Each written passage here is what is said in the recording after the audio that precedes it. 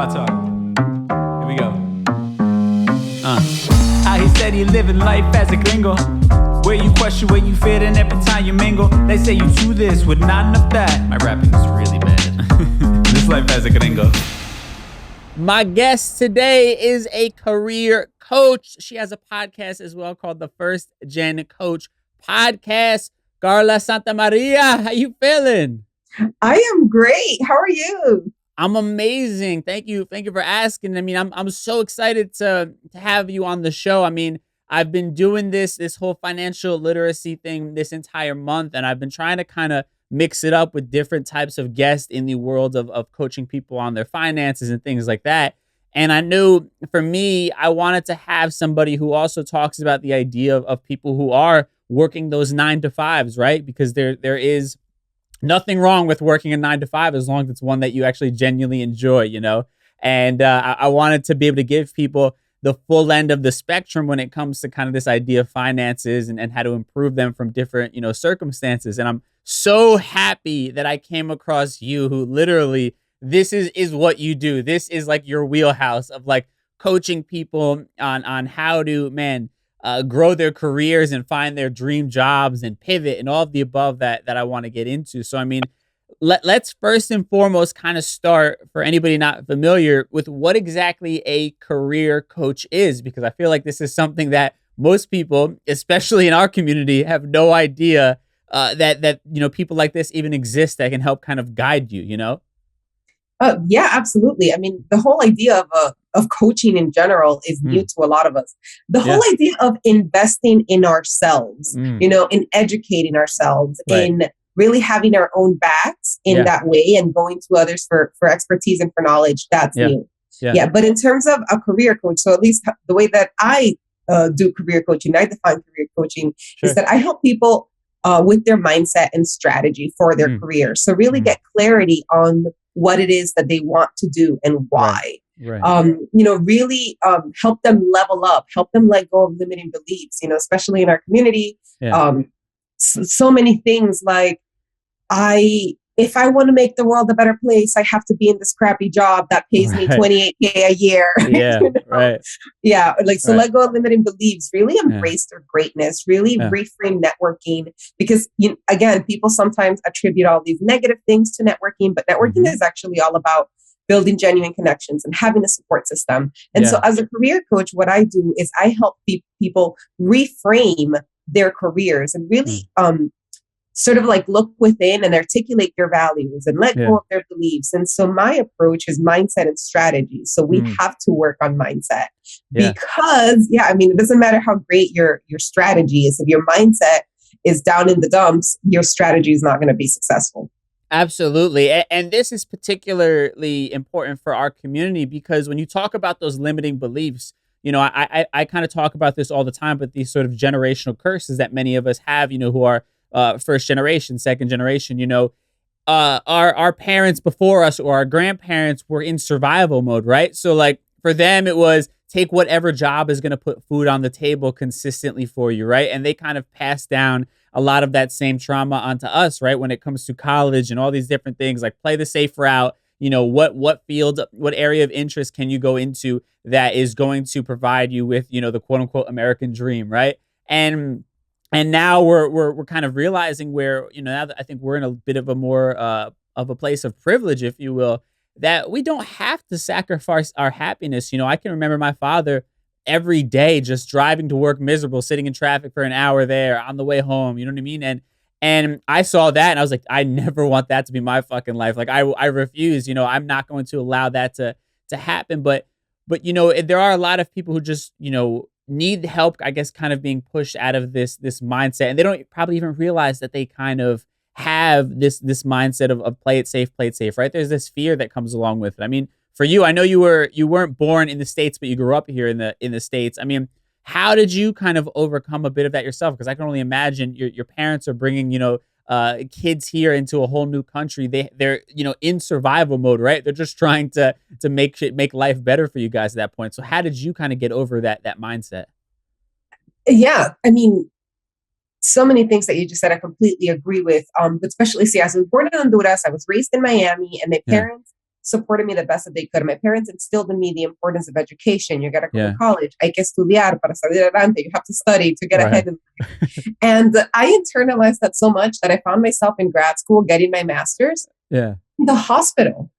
Like I was hospitalized. Wow. Like literally hospitalized. Literally in the ER. And I was in the ER texting my boss. Hey, I might not make it to work tomorrow. Right.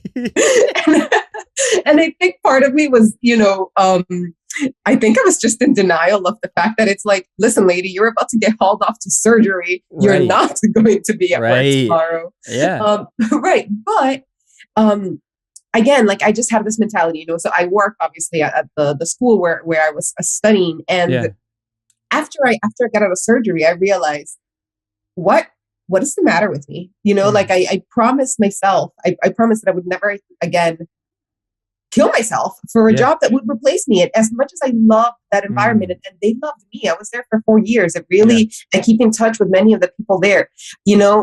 I know that I'm still replaceable. So for me, putting myself first was the first moment that I realized, hey, there's more to it, because like you said, survival mode. Like I was taught to be grateful for a job, like I was taught, oh, they're taking a chance on me. And I have to let go of that. It's one of the things I teach people. It's like, no. They are not doing you a favor by hiring you. They're hiring you because you have the skills that they need. And it's something that is so small, and so many people, so many of us in our community feel like, oh, I'm so grateful. Yes. And 100% be grateful for your job. Do your best.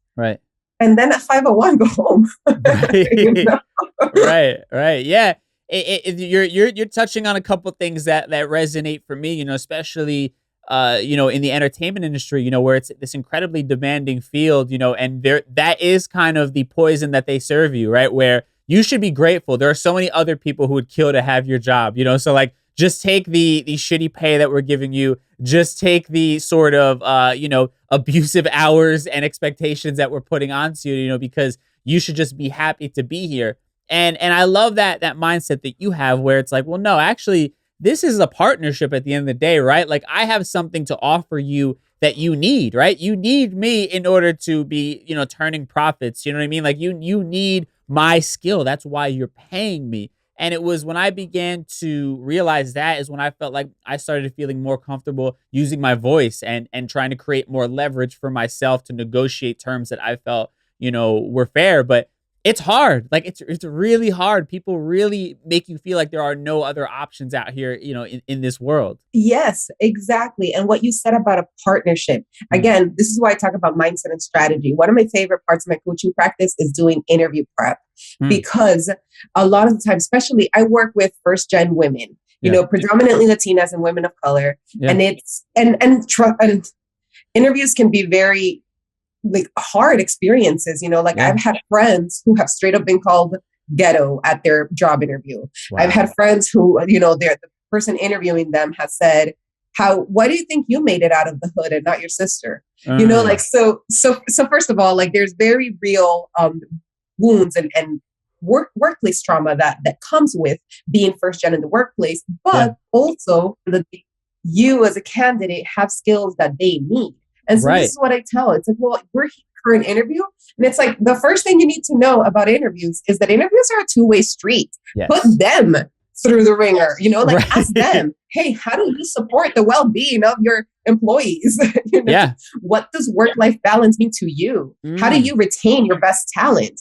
So interviews are a two-way street. And again, that comes back to mindset, just understanding that the skills that you bring as a candidate isn't for them to take and take and take and take. No, it is an exchange. And you're actually touching on something I wanted to get into when you talk about women, because I know that's where you focus. And for anybody that doesn't know, like Latin women are grossly underpaid in comparison to any other racial group in this country, right?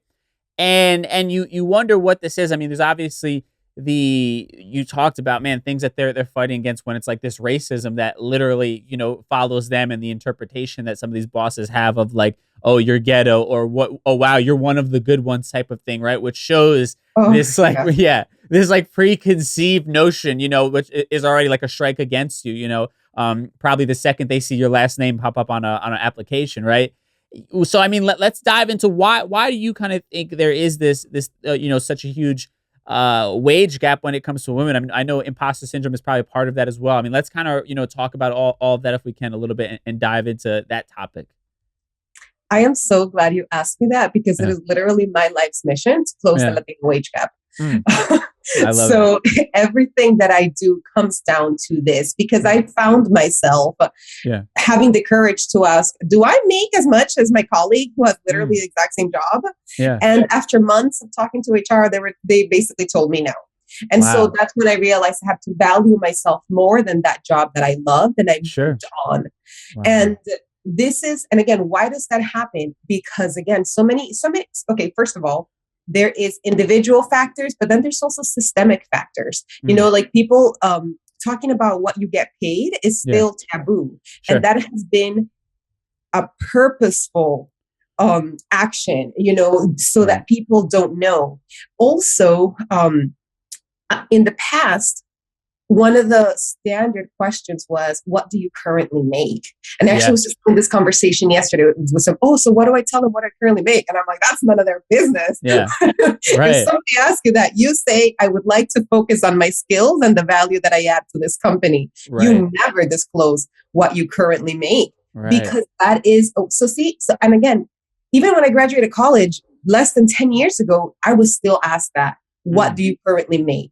Yeah. But now, and I talk, everybody that I talk to is like, you never disclose wage history because it's like, I'm not going to allow you to continue discriminating against me based on previous pay. The value, just because my former employer undervalued me doesn't mean I'm going to allow future employers, to undervalue me. Sure. And so, so you talk about why this Latino wage gap exists. Sexism, the patriarchy. Right. But again, and what does that look like on an everyday basis? Well, it looks like those kind of questions that really cause harm. What does that look like? It looks like women going on maternity leave and coming back and having their promotions taken away. What does that look like? It looks like a job that could be flexible or even hybrid is in the office, and then there's no room for caregiver responsibilities, which we know still predominantly fall on the woman. Right. So those are all the reasons that contribute to this pervasive wage gap. And you know what? And again, I go back to mindset because this is one of the things that I talk about. One of the whenever I speak with women, it's like, listen, it is not your fault you're underpaid. It is not your fault you're underpaid. And now that you know, what are you going to do? Right. And so many, again, like we talk about salary negotiations, and it's like, there was a poll on LinkedIn. So my research background has to make a disclaimer that was not good research methodology. It was just a LinkedIn poll. But 93% of people who asked for more money got some. 93%. So if you just say, hey, I need to be making this based on my, and again, you have to know the data. You have to say, well, actually, based on my level of expertise, based on my experience, the market rate is X. Right. And you say that. I have a friend, she's part of this boot camp that I'm doing, this career free event that I'm hosting this week. Yeah. She, I love her take on salary negotiations. She says, I pick a number and then ask for 30K more. and I thought that was such a great, I'm like, yes, it is time that we stop playing small. Right. Yeah. It's funny because I felt like I relate to this in various ways. Like I've said, I mean, I think I was playing small to use your words because I didn't begin realizing there was room for negotiation until I had a mentor of mine tell me, you get what you negotiate, right? So that changed my mindset where every time I received an offer on whatever it was, a gig, a job, an opportunity, I always knew that, okay, this is their number. I know there's probably more I can get out of it. Let me raise it. You know what I mean? And let me see what they come back with, right? And even that is a brand new mindset because I know so many people who see the number on the paper and they're just so excited about getting the job opportunity that they don't bother checking or realizing that the company is not going to give you their highest offer first. So you're leaving money on the table potentially if you don't bother trying to ask and squeeze at least a little bit more out of it, you know? Right. Yes. And see, that's another thing. You get what you negotiate, because in the world where things are fair, in the world where people are good and look out for one another, they're going to give you their best offer, right? Right, right. Right. Unfortunately, we don't live in that world. We do not. Live in And as much as I would love to live in that world, I need to, behave and act towards the world that I know that I'm in now and the world that I want to build. And so this is why, again, I talk about asking for your worth. And and one of the things, I don't know if you saw this, it was like all over LinkedIn a few weeks ago. A recruiter said, "Oh, I just offered somebody $85K for like a $130K job." Yes, I saw that. Yes, I brought it up on the show. I was literally about to say that again, and that opened my eyes to a whole nother thing. Like, oh shit! Like, first of all, these people are getting some sort of pat on the back from their boss by taking advantage of me. That makes me even more mindful of the fact I need to ask for more money. Mm-hmm. Exactly. And that's the thing. And ask for more money. That's just like a good overall statement in terms of career. Ask for more money. And actually, I would even say ask for more, because maybe, there are places that are like very, very, very rigid, but you can ask for more flexibility. You can ask for more time off. You can ask for more of the projects that bring you joy. You can ask for more of whatever makes you happy, and so going back to specifically pay, and that, I don't want to get into it too much if you've already talked about it, but it's also the lack of pay transparency hurts women. Women come in and may say the exact same thing and have the exact same attitude as a man, and yet the woman is going to be perceived as aggressive versus the man is perceived as assertive. And for Latinas, for Black women, we're all of a sudden the angry Black woman and the angry brown woman and the angry Latina, or the spicy Latina. Right. Oh. Right. No, that's true. And I mean, and for anybody that didn't hear that story, if you want to, you can explain it a little bit further in detail why it was so frustrating for you. Because I know we're on, getting a lot of new listeners this last couple of weeks. So you can go ahead and explain it if you want. Yes. And so there was a woman, and she posted on Twitter. So first of all, please, if you're going to post something on Twitter, be mindful of it. It can and will end up trending. Yes. So she tweeted, "Oh, I just offered," and she's a recruiter, and she tweeted, "I just offered a candidate $85K for a job that's listed as at $125K or something in that range." Right. Why? Because that's what she asked for. I don't have time to teach you how to negotiate. And so, and then it was very like self-righteous, and it was very self-righteous, and it was very upsetting because first of all, it was a woman, and it's like, where is your solidarity? Where is the gender solidarity? And also like the arrogance and the delusion to think that that's something to be proud of. That you screwed another woman out of what, like $50,000-$60,000? That's more than some people make in a year. And that's something that you're bragging about on Twitter, and then, and I understand we only have so much bandwidth, like we only have so much bandwidth. We don't have, she may be right. She just doesn't have it. Maybe she helped 50 million people that morning and then she didn't have time for the 51st. Right. But again, but again, just like as we go through our journeys, like my commitment is to lift others up. I will never be someone who climbs over others to get ahead, because we really get farther when we go together. And so seeing that tweet was just so incredibly upsetting, because it's like, no, like, why are you serving the benefits of some corporation rather than the benefits of a fellow woman?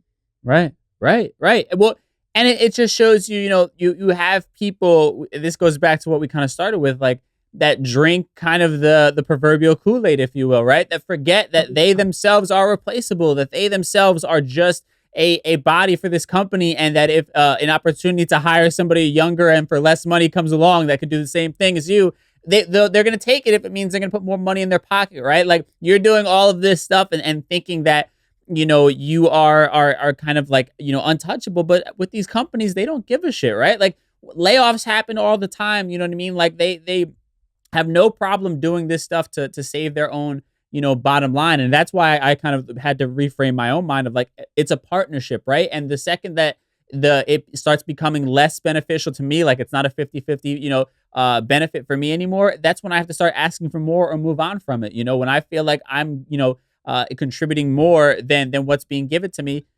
that's when I have to, that's when I have to begin to move on, and I think people have to have that kind of mindset. So I want to dive into that type of thing, because I think there's also this old school notion that a lot of people have where they saw their parents stay at the same job for the entirety of their careers, right? And people think that that's something like to be celebrated, and like that's how you've had this amazing career if you've been with the same company for all 40 years of your working life. I do want to get to that, but let's kind of backtrack a little bit, and I want to talk about this concept of career clarity first and foremost that you talk about, right?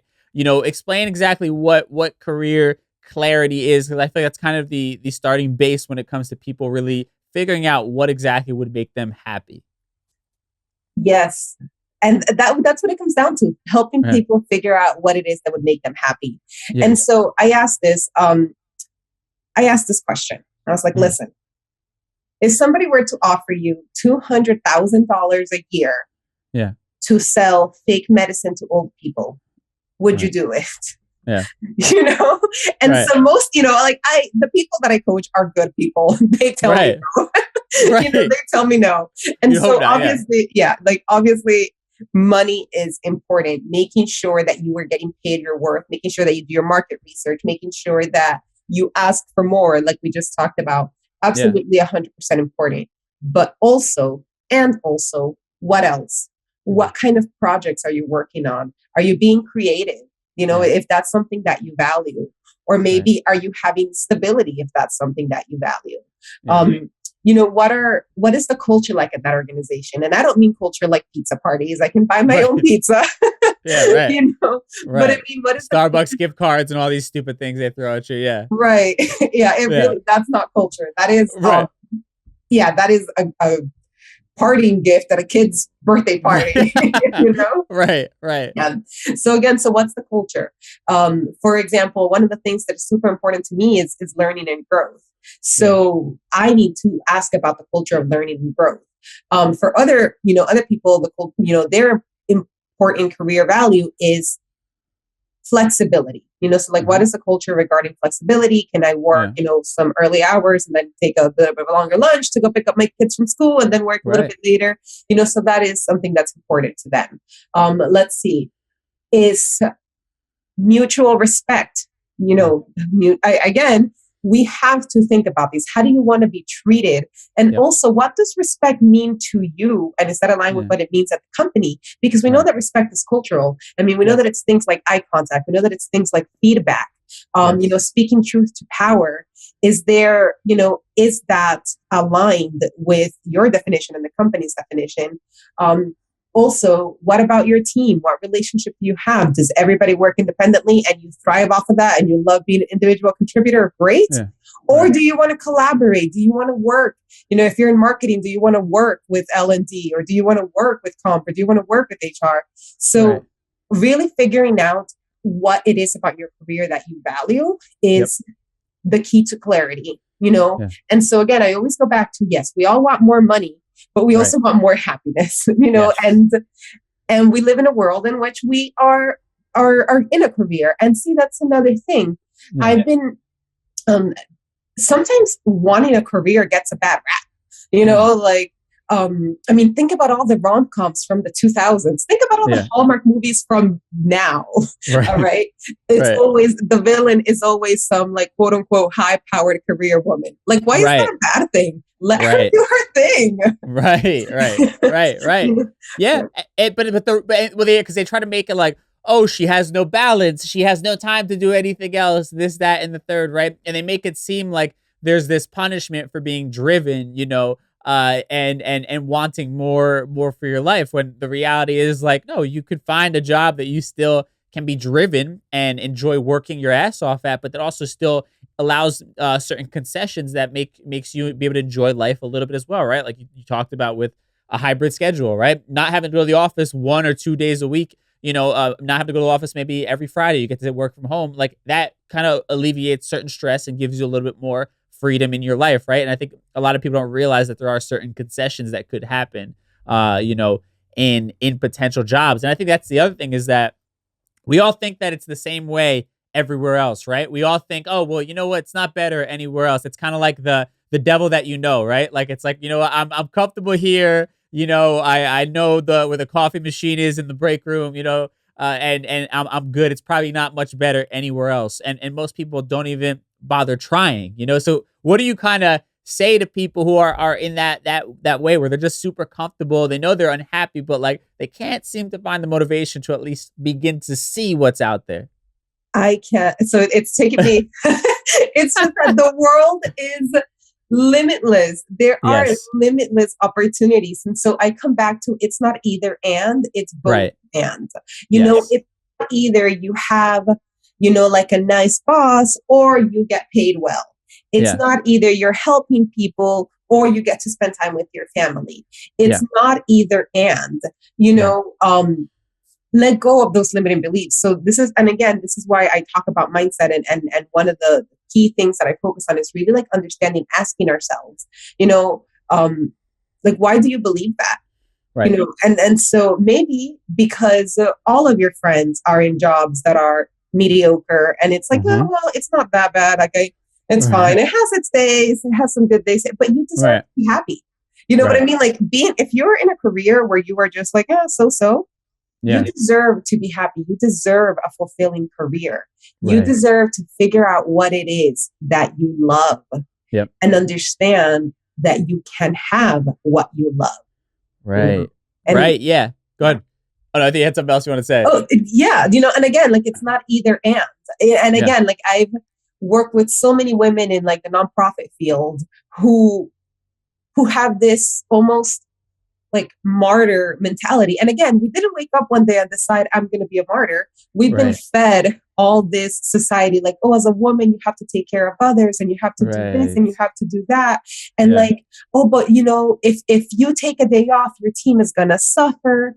And it's like, if my team suffers, then the company is not fully staffed, and that's really not on me. Yes. That's such a good point. Yeah. Right. And if it's not fully staffed, it's 100% like not on me. There's something broken in the system. Either the pay isn't competitive, the benefits aren't great. There may be like a toxic manager. Like there's so many other things that like you taking a day off, I promise you, it'll be fine. I promise you will get more from the day off. And also there's also this like false reward of like, oh, I can't leave. They need me. And it's like, really? And so it may come from a good place, but really it is so arrogant. Like, are you so arrogant that you believe that if you leave, they're not going to find someone to replace you? Like, do you honestly think that you're irreplaceable? And you see, that's the false reward that we may get and that lets us stay in like a place where we're unhappy. So that's one of them. Or another is like, well, the example that you said, it's like, well, it's not that bad. I know where the water cooler is. Like the devil that you know. So that's also, that brings comfort. That's also a false reward. So where you are valuing the comfort of like knowing what to expect. And also a lot of times it's like, oh, I'm so much smarter than my boss. Okay, then why don't you go and get their job? Or like get a job elsewhere where you can be the boss. Like, because there's that false reward of, oh, I don't have to actually get a promotion. I already know that I'm smarter than my boss. So you see how there's, and again, I'm not like blaming people, but I'm kind of really trying to help listeners understand that, yes, there's all these layers of like, and there's all these messages that society wants to make us believe. And at a certain point, we are getting these benefits from it. Like, oh, we're like, maybe we are thriving from thinking that we're so much better than X, or like we are thriving from making our entire identity who we are at work. But really, which is why we need to take a step back and analyze what it is that we value, what it is that makes us happy. One of the exercises that I have my coaching clients do is think of your perfect work day. And I very much say work day because my perfect day doesn't have work. Right. Right. So your perfect work day, you know, and we go into the details, like what time are you waking up? What are you wearing? Where are you going to? What are you working on? Who are you interacting with? You know, and as you think about these things, that really helps you see what you value. And once you find out what you value and you find something that's aligned with it, then you begin to move towards fulfillment. Yeah, I love that so much. Is really just kind of like speaking into existence exactly what you want down to the last detail, you know. And this kind of leads us into the idea of pivoting, right? Which I know you speak about on your social media. And we kind of touched on it a little bit, so we're kind of coming back to it now. I feel like full circle, but you know, I know a lot of people also oftentimes get married to this goal they had in mind, right? They almost allow it to become their identity. And I've been guilty of that as well, you know, where I've kind of set a goal like, you know what, I'm going to put my head down, bust my ass here, and I'm going to have that job in 2 years, whatever it is, right? And then you find yourself, and this happened to a friend of mine recently, where they just constantly keep getting passed up for that same job. And it's like they're qualified, they've been there, and people less qualified are the ones getting the opportunity than them. And my advice to him was, you should start looking elsewhere, because to me, it seems that they're not valuing your work, right? They're not valuing what you bring to the table. And at the end of the day, there's only but so much you're going to be able to do to convince them of your value if you've been coming in every day and busting your ass, right? And somebody else is going to, in fact, find you valuable, you know, but it was hard for him because he saw so much of his identity as I'm, you know, so-and-so who works for this company and this is what I do. You know what I mean? And I'm working towards this goal. So, I mean, how do you kind of break a bit of that mindset if you had a client that came in and just kind of has this obsession with this very specific vision in their mind and it's making them blind to any other opportunity that might be out there for them? Ask them why they think that one thing they have in mind is the only possibility. If you want to be, assistant to the regional manager at Thunder Metro, know, what is it that because you don't, a lot of the times, it's not that title that you want, it's what you think getting that title will bring you. You know, so it's not that, and again, I'm using a made up rule from The Office just for simplicity's sake. You know, it's like, what do you think that being assistant to the regional manager is going to bring you? Is it going to bring you prestige, money, respect from your peers, respect from your family? What is it, like validation? Like, what is it that you're looking for that you're so tied, that you so desperately tied to that, you know, to getting this like promotion that you wanted that you can't get elsewhere? And again, like this also sort of goes back to the world is limitless. We live in an infinite universe where our dreams exist, where we can bring them into reality. And so once you detach, you know, like once you think that, you're gonna get there. And look, I'm gonna use this example, and I'm not here for diet culture or anything, but I'm gonna use this example because it's common. Yeah. People think, I want to lose weight.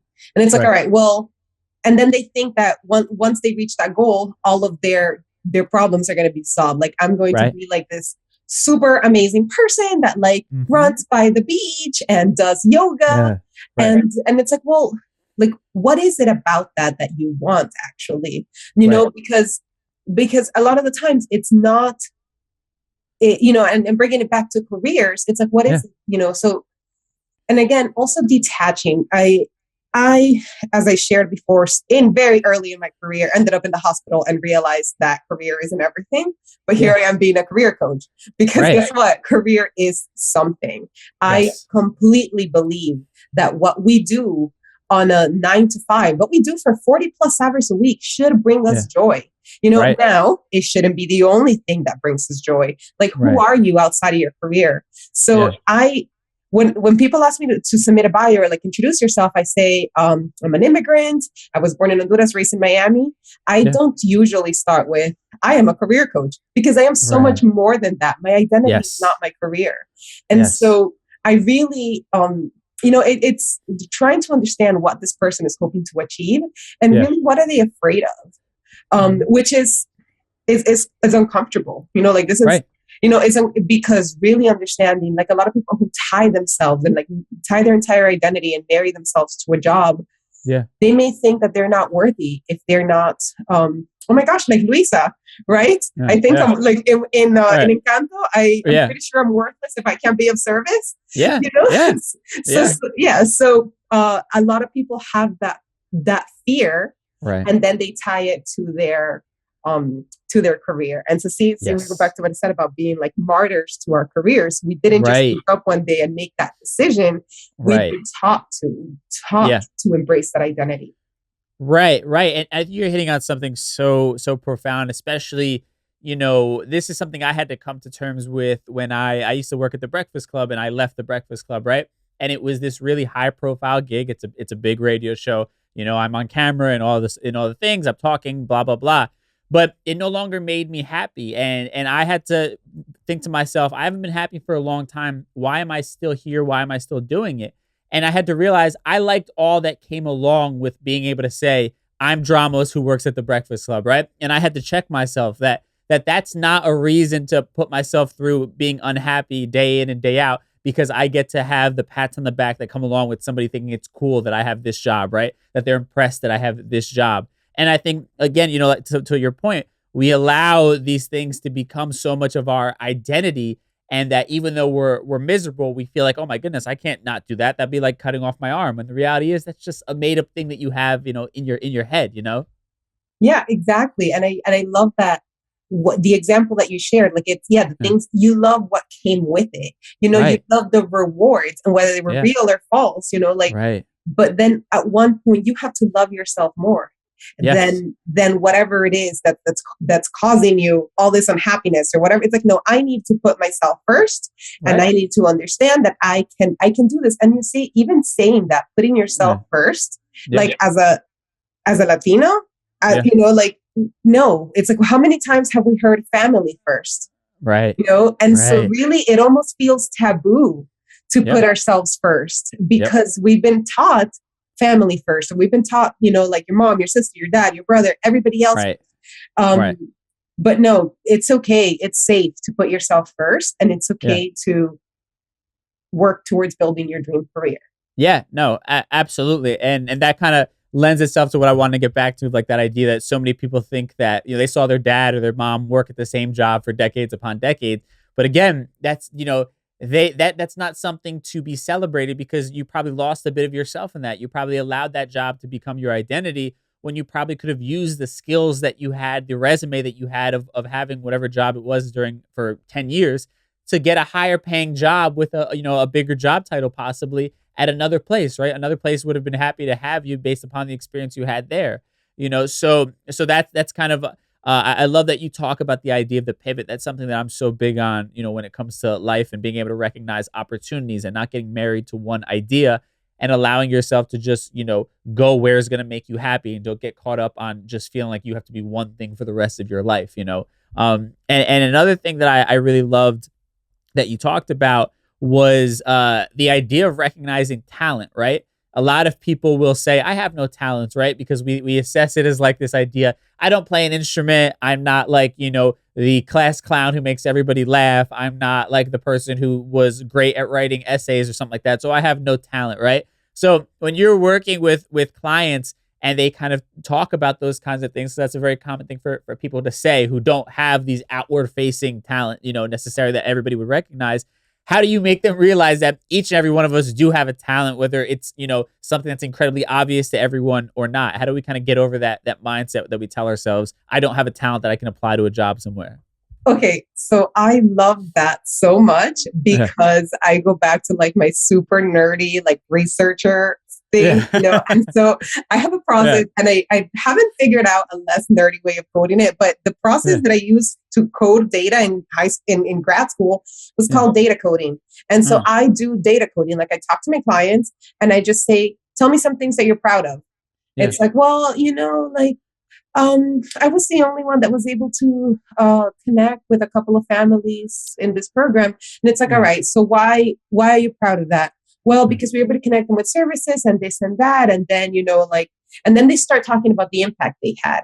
Yes. And then, and I'm like, all right, so tell me what allowed you to be able to do that and not everybody else. Well, I'm really good at listening, and I was the only one who spoke Spanish, and I was the one who took time to understand their problems. And I'm just like, okay, so your skills that every employer needs are problem solving, are critical thinking, are being creative and innovative, are being empathetic, being culturally competent. And again, just from this one thing that they thought was no big deal, and this is, and so that is part of my process. And I've actually been thinking like, I need to do this workshop again, where I have this workshop where we go through this process and just list the things you're proud of, because then afterwards, like every client I've done this with is like, oh my God, I had no idea. And I'm like, I literally met you 5 minutes ago. And this is like, it's not that I've been watching you for 10 years, taking note on what your talents are. It's that we just talked about some of the things that you've accomplished, and we were able to break down the skills that it took to accomplish that. So many of us, we can be blind to our talents. We think like, oh, just because, oh, that's not a big deal. Everybody can do that. No, no, it is a big deal. Not everyone can do it. Trust me, whether it's, again, so for me, career coaching, public speaking, these things come easy to me, but for other people are like, no.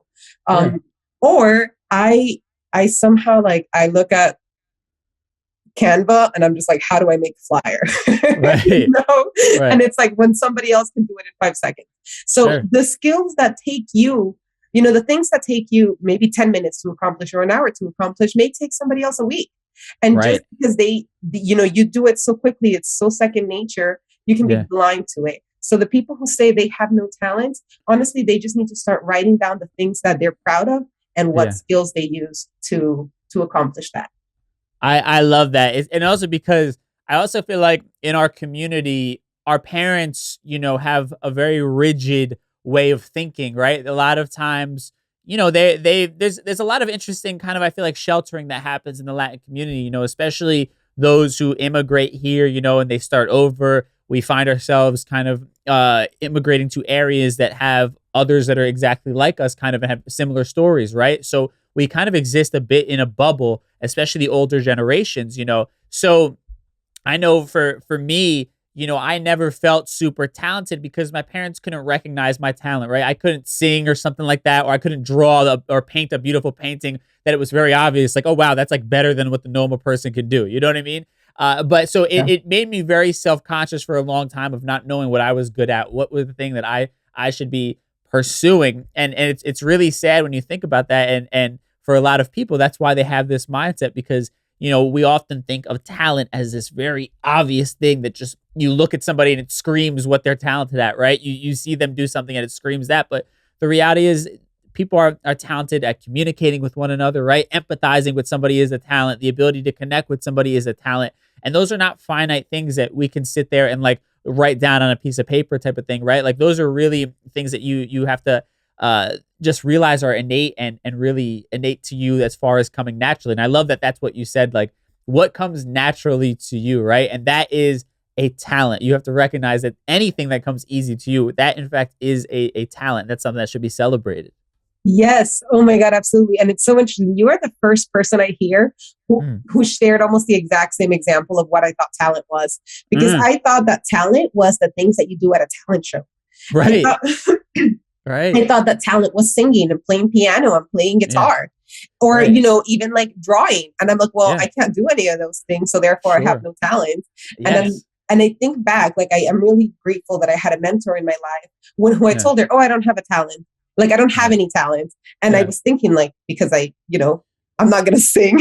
You don't want to hear me sing, in this talent show. And she was like, no, Carla, you have talents. And then she made me see some of those things. And then that was sort of like the beginning of like what I now understand as the critical skills that are like what I do in like data coding, helping people find their talents. It's like, all right, so you're not going to go up there in a talent show and do procedural writing and because you're really good at writing manuals. Right. Well, guess what? We need manuals. Yes, absolutely. Absolutely. You need somebody that can decode things and can put together these studies in an intelligent way. Right. And that's all, again, not things that necessarily are incredibly sexy, but like are still very much needed by the world, right? Like somebody is willing to pay a good amount of money for somebody who is skilled at that. And you have to, be able to recognize that and be proud of that, and yeah, you're hitting on so many good things. I mean, I think all of this, I know for me is bringing comfort. And if I'm in a career that I love, I can only imagine for somebody who is hoping to get out of that and move on to something else. I mean, so if it's cool with you, I'd also love to get your perspective from some of the listeners. So I put out a question for anybody who is in a job that they don't like. Why are they still there? So I would love to kind of read a couple and then get your feedback if that's cool. Of course. I always wanted to have be the voice on the radio. I love it. So, I mean, this is our Ask a Gringo section. I do this every show at DJ Dramos on Instagram if you want to be a part of it. But I asked people, I just simply said, if you're at a job and you're not enjoying that job, what is the thing that is keeping you there? So I'll read a couple here. So at A. Bjork says, financial security and the fear of starting over. So if this was your client, somebody that came to you, I mean, what would be kind of your initial advice to them if they told you this is the reason why they're at a job that does not fulfill them? I would say, listen, get over the sunk cost fallacy. Okay. You are right now, you are as young as you're ever going to be. You have your whole life ahead of you. Time is going to pass anyway. Would you rather have that time pass and you working towards something that you love? Or would you rather have that time pass and then look back in 10 years and be like, damn, I could have spent the last 10 years making that change and I didn't. And especially the financial security part, because those are two things. Fear of starting over. I think I got over my fear of starting over when I was 1 year away from graduating college and I realized I hate speech pathology. Oh my God, it was so boring. I was like, what am I going to do? And then I thought, well, one more year of college or 40 years in a career, I already know I hate. And so I started I was a junior in college, man. And I decided to change my major. Yeah, that's brutal.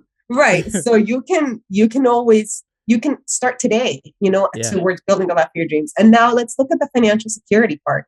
Very important. Like I said, we live in a world in which we need financial security. So how secure is it? Like, what does that mean to you? Like, do you have a plan? Do you have like a 6-month emergency fund? Because if you do, then working towards your happiness may be an emergency, Right. And it can be, if this job really pays so well that you don't want to give it up, then shouldn't you start like saving to, if it pays so well, so definitely start with a plan, like a financial and listen, money trauma, money wounds run deep in our community. We started this conversation by talking about Latinas being underpaid.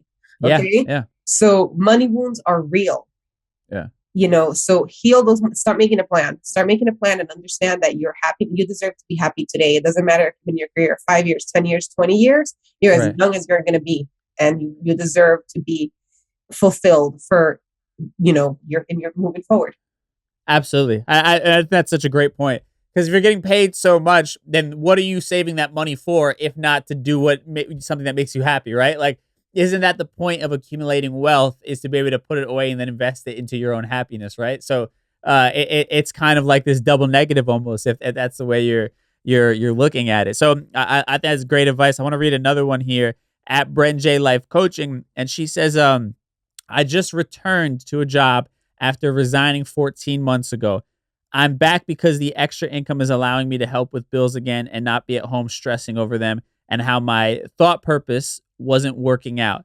I started to think that I wasn't making any money. Fact was, I left my position maybe too soon. So now I come back to a temporary position making $8 an hour less than I did before, but know that this won't be my forever position. So, you have somebody who left their job, basically to chase their dream, right? And she's saying that she feels that maybe she left it a bit too early and now she has to hop back into the workforce, to kind of rebuild again. So, I mean, what is kind of the advice there? You went after it and you failed, and now you have to kind of regroup.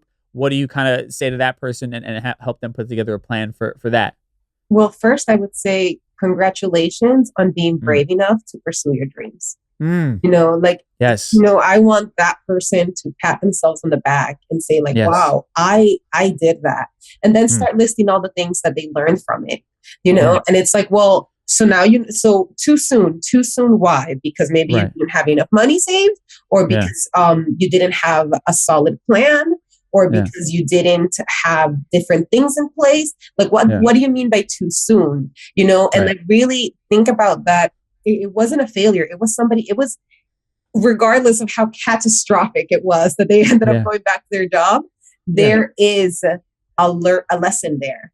And just like yes, reflecting on it and making time to like really understand the lesson can right, help them start putting together a plan. Because the person said it's only temporary. Yeah, great. right, It's not like you completely said like, oh, I tried, I failed, now this is the rest of my life. No, it's right, temporary. right, But yeah, before you quit again, and you know, make sure you take the time to reflect on what worked and what didn't work, and what right, exactly is the too soon aspect, so that you yeah, have a plan in place to move forward with the lessons absolutely. learned.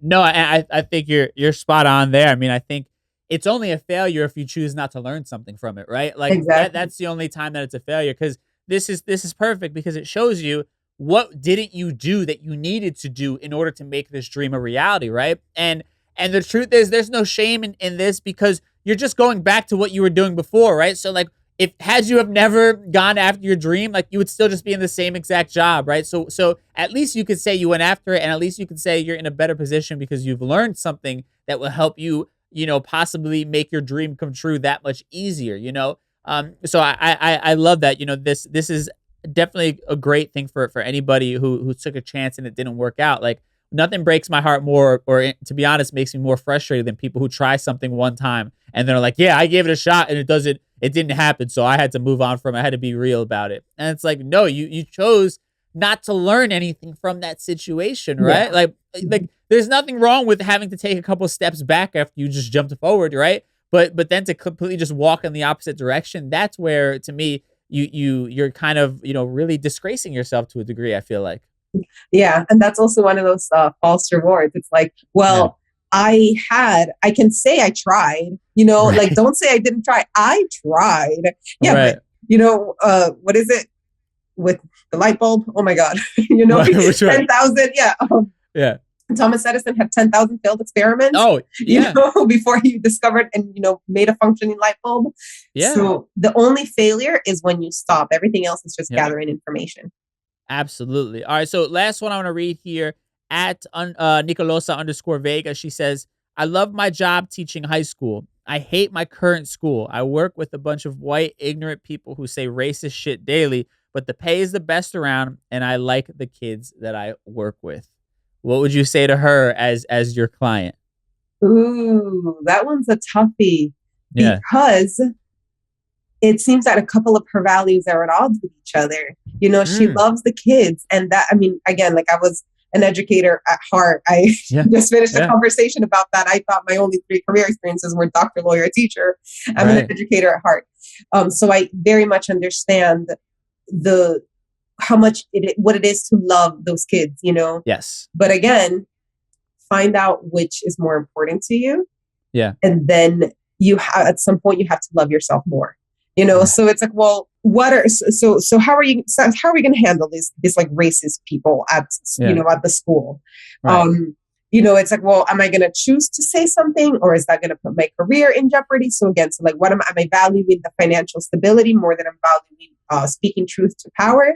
And again, Right. there's no right or wrong answer. Like, I'm never Yeah. going to go and tell someone, well, you choose to stay there, so that means you must be okay with hearing those racist comments. No, Right. like, everybody comes with their lived experiences, and it's like, Yep. hey, like, I am making this sacrifice because I know this is temporary, and these are the goals that I want to accomplish in this time.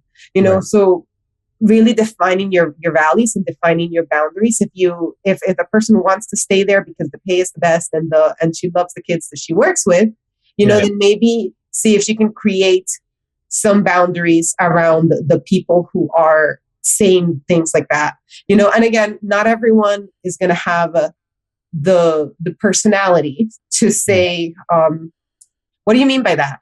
You know, Right. or like, you Right. know, or really like calling out, because I mean, I am a I do diversity, equity, and inclusion on a daily basis, and it can be exhausting, calling people out versus calling people in. And it's just like, oh my God, that's so racist. Did you really just say that? Right. Like it's exhausting, Yes. So, yes. So to this specific listener, first of all, shout out to you for being a teacher. We really absolutely need more of you. And second, really start writing down what you value and what your goals are and what is most aligned. And if staying in that role is most aligned, then maybe creating some boundaries around the conversations that you are allowing to happen around you, even if not, not actively participating, but maybe removing yourself from that situation. Right. So just like creating boundaries, and that's if they choose to stay, which is why I said found your values first, because maybe your value is, I'm done with this. I'm pretty sure if I go to another high school, I can like those kids there too.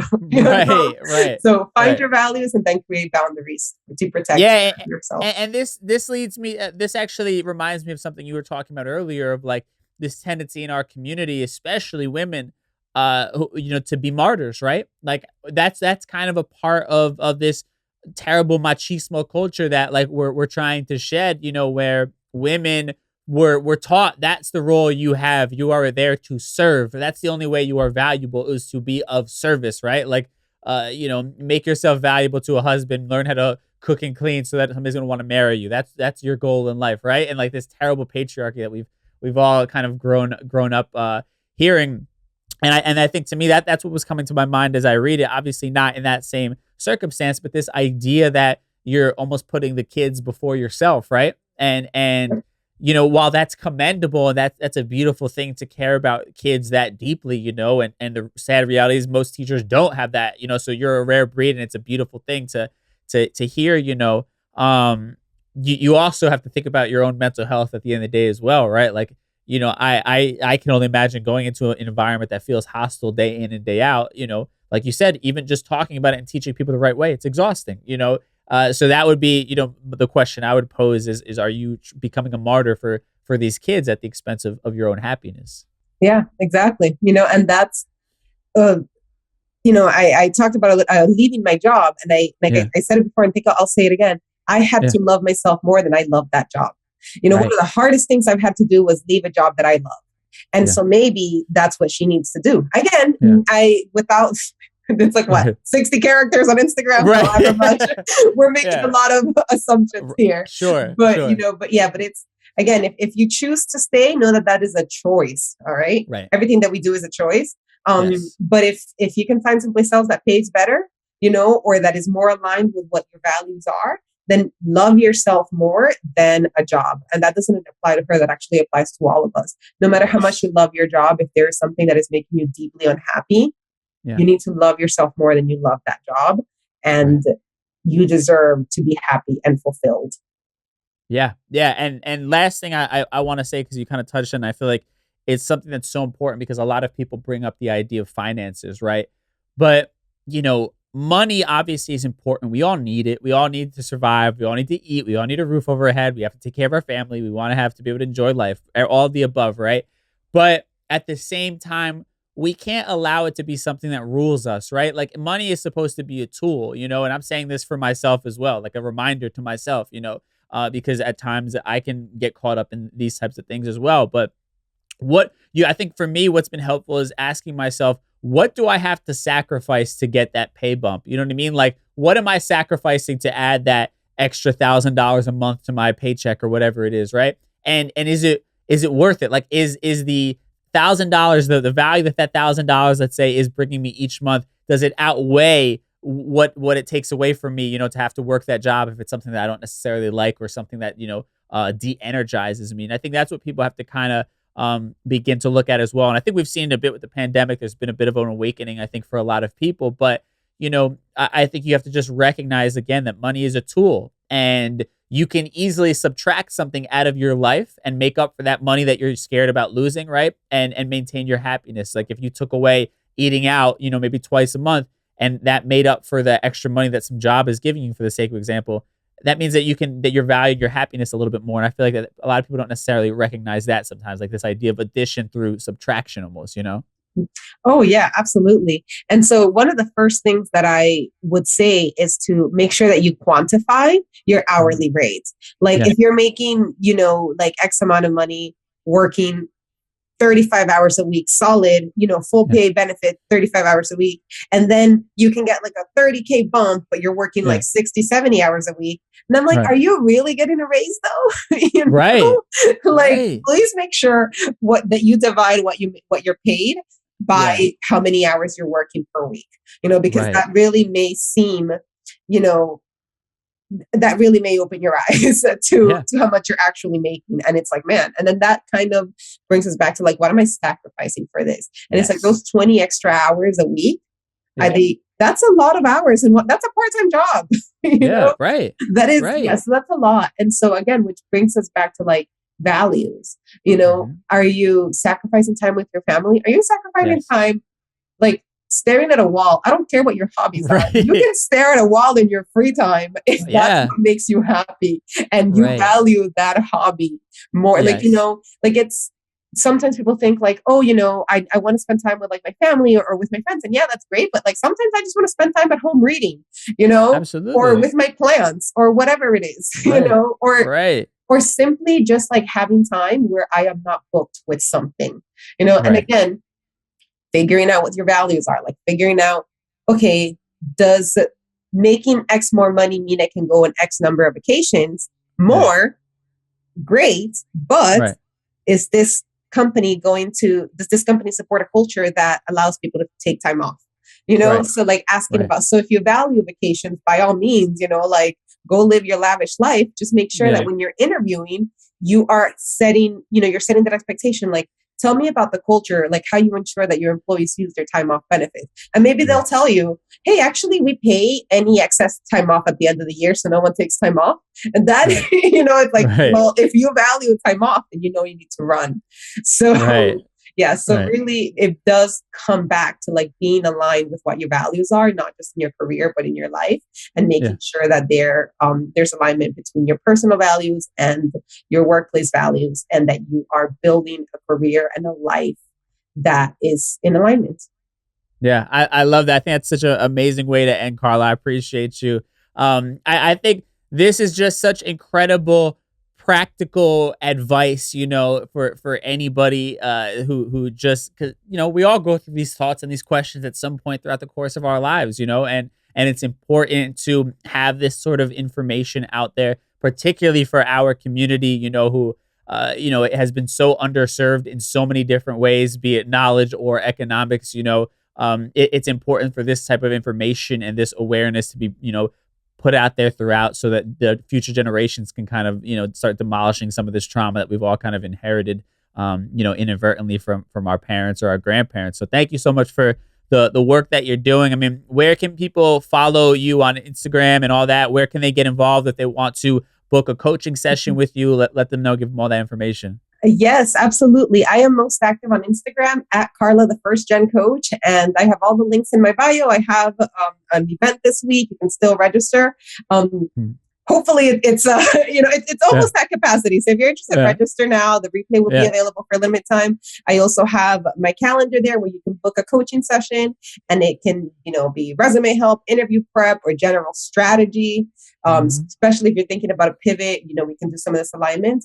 Right now, next week, I'm going to open my group coaching program. So it's an 8-week career coaching program. We talk about some of the things that we discussed in our call, and we go more in depth, so that really people come out of them understanding what their career values are, letting go of the beliefs that are holding them back, having built genuine connections, and really stepping up to their career from a powerful place.